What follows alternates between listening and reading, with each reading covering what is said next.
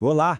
Hoje a gente vai mergulhar de cabeça em um dos conceitos mais fascinantes e, olha, super práticos da psicologia junguiana, a tal da amplificação.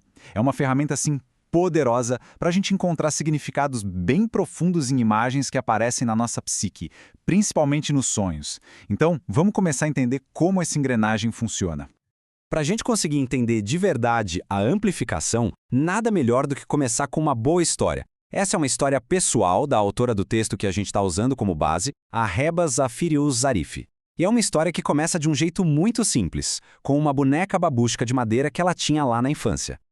E essa pergunta do Jung que ele escreveu lá nos livros negros, nossa, ela captura perfeitamente a essência do que a gente está prestes a explorar. Como é que as menores coisas podem de repente se tornar as maiores? A boneca, como a gente vai ver, é a metáfora perfeita para essa ideia.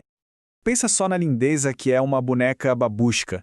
Ela tem esse design genial, né? Uma única figura que, na verdade, guarda várias outras bonequinhas menores, uma dentro da outra. Cada camada é como se fosse uma intensificação, sabe? Uma ampliação da camada anterior.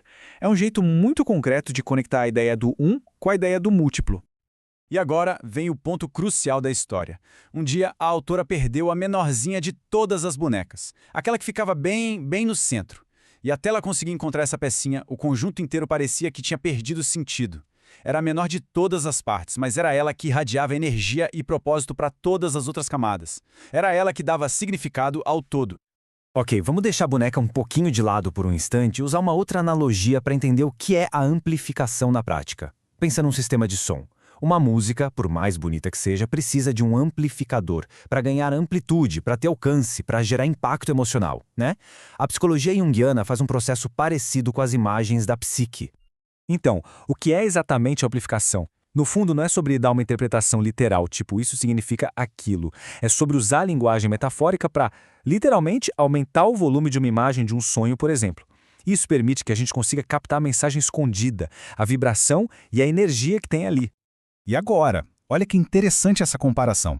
É aqui que a gente vê como a amplificação é diferente daquela ideia mais conhecida, a associação livre do Freud. A associação livre funciona como uma corrente que vai se afastando cada vez mais do ponto de partida. Isso acaba diluindo a energia da imagem original. Já a amplificação é o exato oposto. Ela cria associações em círculos que sempre voltam e se aprofundam na imagem central, intensificando a energia dela. Tá, mas e na prática? Como é que esse processo funciona?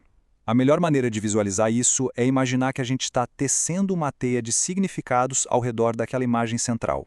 Não é uma linha reta, é uma rede, complexa e toda interligada. Essa imagem aqui, que por acaso é o logotipo da Associação Internacional de Psicologia Analítica, ilustra essa ideia de um jeito brilhante. Cada linha, cada ponto de conexão é uma associação que vai enriquecendo a imagem central. E quando a gente olha para a teia pronta, ela revela um padrão, muitas vezes um padrão arquetípico que conecta o significado original a um significado redescoberto, muito mais profundo. E de onde é que vêm todas essas conexões? Bom, a amplificação vai buscar paralelos em reservatórios imensos da cultura humana. Mitos, contos de fadas, alquimia, ciência, filosofia, religião, as artes. Tudo isso pode ser usado para encontrar imagens parecidas que ajudam a gente a entender o material psíquico pessoal numa escala muito maior. E é aí que a mágica acontece. Uma imagem que podia parecer totalmente aleatória ou sem importância num sonho, de repente, se enche de significado.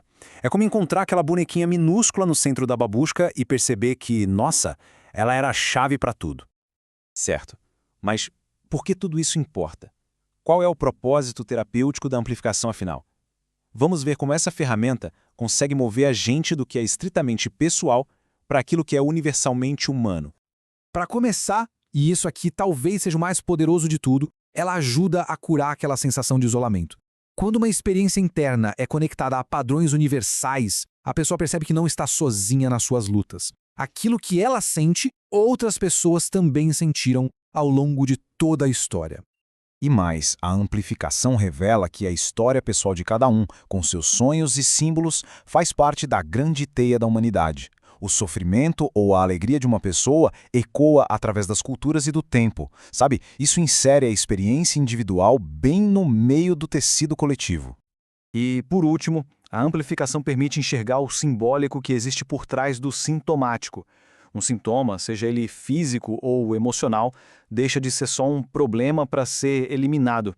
Ele passa a ser visto como parte de um processo simbólico de transformação, e isso acaba liberando a energia psíquica que estava presa ali.